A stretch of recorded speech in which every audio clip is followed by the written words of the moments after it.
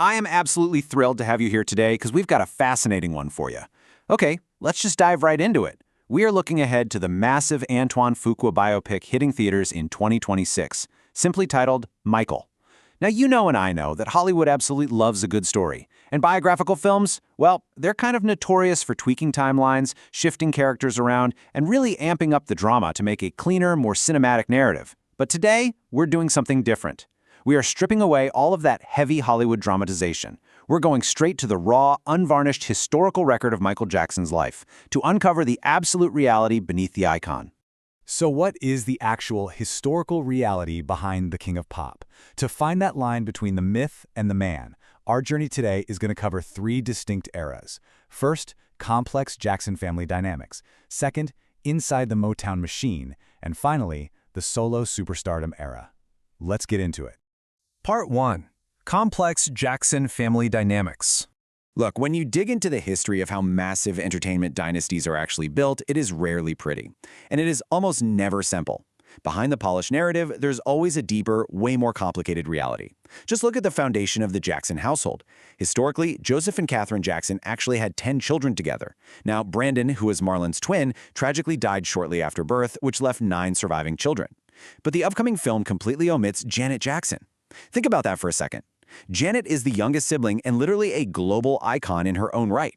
By the time of the off-the-wall and thriller eras, which this film heavily covers, Janet's own massive career as a pop star and actress was already well underway. Omitting her entirely from the family portrait, that leaves a pretty staggering gap in the historical reality of the Jackson family. And this brings us to the absolute darkest, most difficult aspect of that household. Michael's own words about his childhood are just chilling. The reality of Joe Jackson's physical and verbal abuse is heavily documented. It's definitely not some Hollywood invention cooked up for the sake of a convenient movie villain. Michael spoke extensively about how severe his father's discipline was. He described being so completely terrified of his father that he would literally regurgitate out of sheer anxiety. It presents this awful tragic contradiction, right? A father who successfully built one of the most powerful entertainment dynasties in human history, but did so using intense fear, total control, and severe emotional pressure. However, to truly understand the full historical picture, we also have to look at Joe Jackson's own defense. Joe historically justified his incredibly harsh methods. He openly stated that he didn't make mistakes. He argued that because of his incredibly strict discipline, Michael didn't run the streets like other kids in their neighborhood. Joe's argument was basically that in America, plenty of parents spank their kids to keep them out of danger and push them toward greatness. So you have this profound, uncomfortable tension. Michael's deep, lasting trauma on one side, and Joe's unwavering belief that his iron fist was an absolutely necessary tool for their survival and success on the other.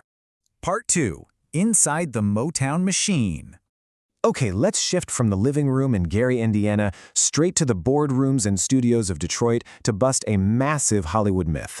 The cinematic story often paints Berry Gordy's creative assistant, Suzanne DePass, as the one who, quote-unquote, discovered the group. They even added this highly dramatized scene where Joe Jackson creeps her out backstage. But historically, that completely oversimplifies the record. The much stronger historical claim to discovering the Jackson 5 actually belongs to Bobby Taylor, of Bobby Taylor and the Vancouvers.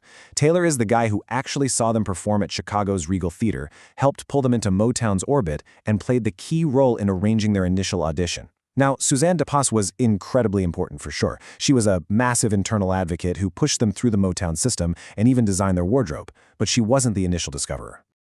Also, the biopic uses the hit song Never Can Say Goodbye as the Jackson 5's big, dramatic Motown breakthrough audition number. But chronologically, that's entirely fiction. That song wasn't even recorded until 1970, and it wasn't released until 1971. So it was literally years away from even existing when they auditioned. The historical reality is actually way cooler. Their early appeal to Motown wasn't based on some polished pop ballad. It was rooted in their raw, explosive live energy, their tight harmonies, and their wild ability to flawlessly channel the soul showmanship of legends like James Brown. Now, once they were inside Motown, Berry Gordy became an absolutely vital figure. And the historical accuracy here is actually solid. Gordy really did act as a mentor to Michael. You see, Motown didn't just put out records. They trained, packaged, and refined performers.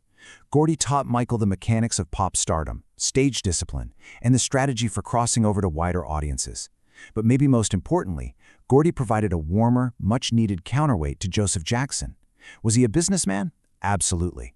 but he was also someone who patiently helped a young Michael understand how raw talent could be forged into a global brand. Part 3. The Solo Superstardom Era. As we transition out of the group dynamic, we start seeing Michael making decisive final breaks from his family's control. Now, Hollywood loves the dramatic exit, right? So the cinematic version claims that Michael fired his father by fax.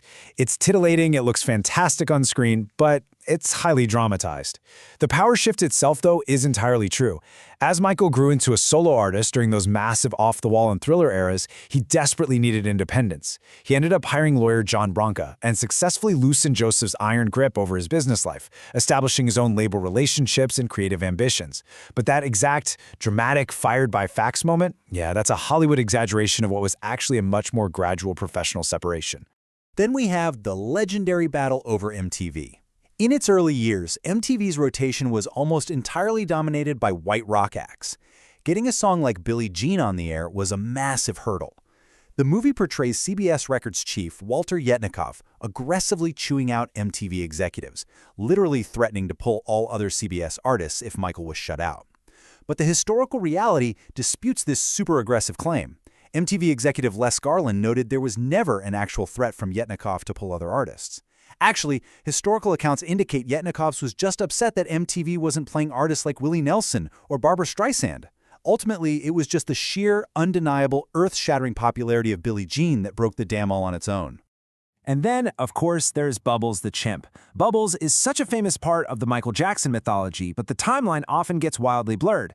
The film places Michael adopting Bubbles in 1981. But here's the crazy historical reality. Bubbles wasn't even born until 1983. It was physically impossible for Michael to adopt him in 1981 before Thriller was even released.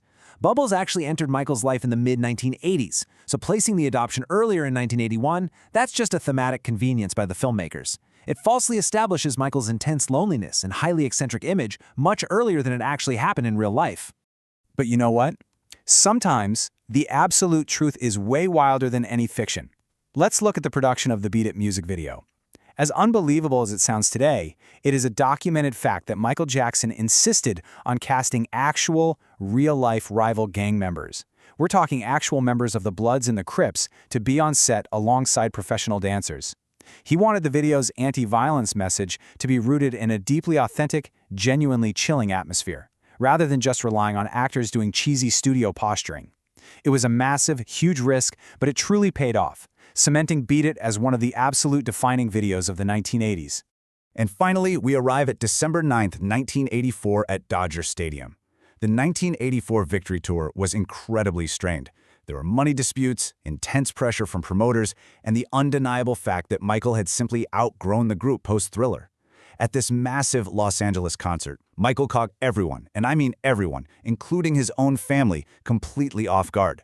Right there on stage, out of nowhere, he abruptly announced that it would be the very last time the brothers would perform together.